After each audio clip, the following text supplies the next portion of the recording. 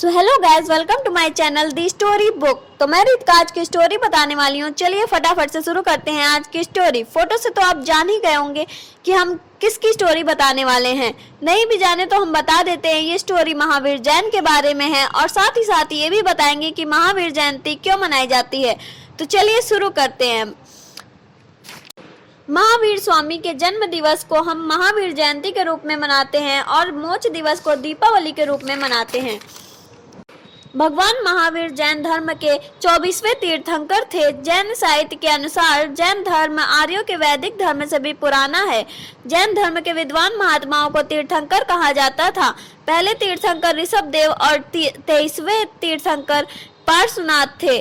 ऋषभदेव चक्रवर्ती सम्राट भरत के पिता थे। भगवान महावीर स्वामी का जन्म 599 ईसा पूर्व वैशाली के निकट कुंड ग्राम में हुआ था। महावीर स्वामी के बचपन का नाम वर्धमान था। उनके पिता का नाम सिद्धार्थ था, जो क्षत्रिय वंश से संबंध रखते थे, और उनकी माता का नाम त्रिशाला था, जो वैशाली के लिच्छवी वंश के राजा चेतक की बहन थी।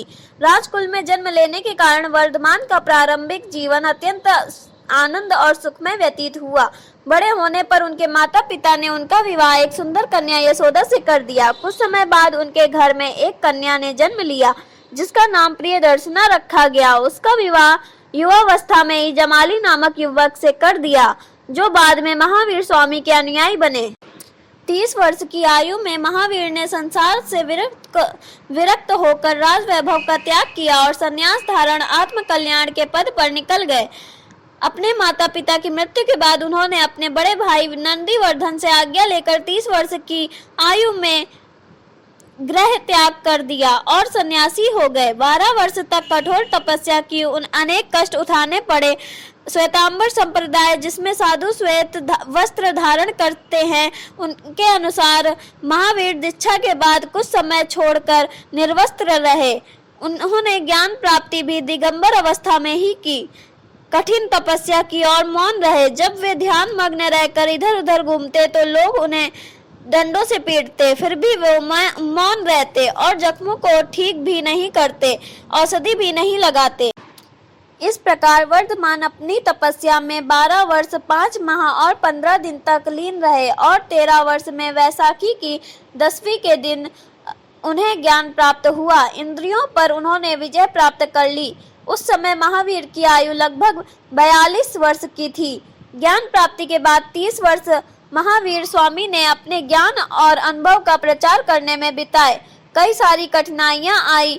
दुष्ट, अनपढ़, असभ्य और रूढ़वादी लोग उनका विरोध करते थे, लेकिन उन्होंने अपनी मधुर वाणी से सबका दिल जीत लिया। बिंबिसार और उनके पुत्र अजात शत्रु महावीर स्वामी के अनुयायी बने और उनकी बेटी चंदना तो महावीर की प्रथम बिछुड़ी थी। इसके अलावा कई राजा महाराजा भी उनके अनुयायी बने। उनका उद्देश्य केवल धर्म समाज का सुधार करना था। इनकी मृत्यु 72 वर्ष में हुई थी। इनकी एक कहानी इस प्रकार है। उन्मत्त हाथी हुआ शांत।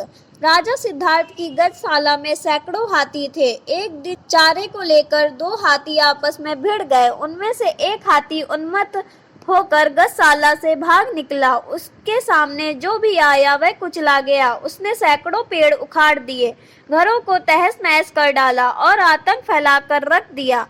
महाराजा सिद्धार्थ ने अनेक महावत और सैनिक मिलकर भी उसे वश में नहीं कर सके। वर्धमान को यह समाचार मिला तो उन्होंने आतंकित राज्यवासियों को आश्वासन किया और स्वयं उस हाथी की खोज में चल पड़े। प्रजा ने चैन की सांस ली, क्योंकि वर्धमान की शक्ति पर उसे भरोसा था। वह उनके बल और आक्रमण से भली भांति परिचित थी।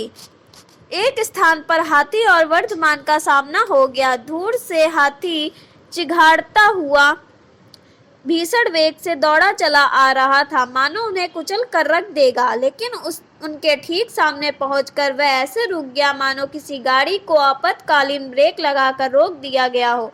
महावीर ने उसकी आंखों में झांकते हुए मीठे स्वर में कहा, हे गजराज, शांत हो जाओ। अपने पूर्व जन्मों के फल स्वरूप तुम्हें पशु योनि में जन्म लेना पड़ा। इस जन्म में भी तुम हिंसा का त्याग नहीं करोगे तो अगले जन्म में नरक की भयंकर पीड़ा सहनी होगी। अभी समय है, अहिंसा का पालन कर तुम अपने भावी जीवन को सुखद बना सकते हो। वर्धमान के उस उपदेश ने हाथी के अंतर मन पर प्रहार किया। उसके नेत्रों में आंसू बहने लगे। उसने सूंड उठाकर उनका अभिवादन किया और शांत भाव से गजशाला की ओर लौट गया। वीडियो देखने के लिए धन्यवाद।